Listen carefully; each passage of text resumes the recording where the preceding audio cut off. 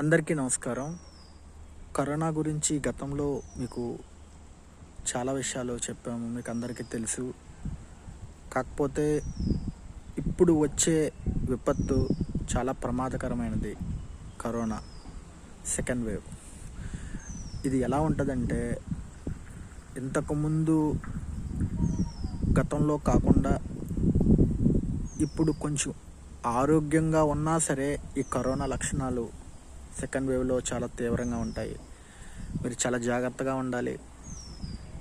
Sanitizers, mask, social distance maintain చేయడమే కాకుండా కొన్ని మీరు అవాయిడ్ చేయాలి.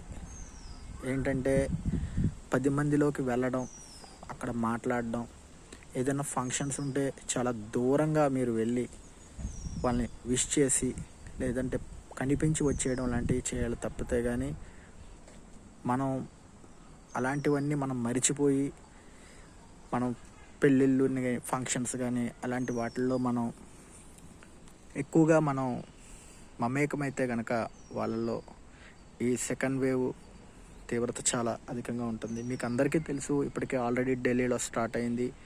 స్కూల్స్ ఓపెన్ చేయొద్దంటే ఓపెన్ చేశారు. 500 మంది పిల్లలకి కరోనా సోకింది.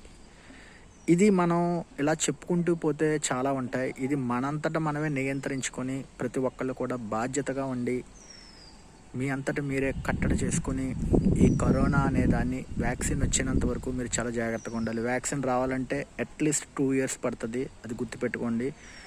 మీరు వాట్సాప్లో కానీ సోషల్ మీడియాలో కానీ ఎలాంటి మెసేజ్లు నమ్మొద్దు. ఎందుకంటే వ్యాక్సిన్ రావాలంటే 1 సంవత్సరం నుంచి 2 సంవత్సరాలు పడుతుంది మన భారతదేశం పూర్తిగా వ్యాక్సిన్ అందాలంటే.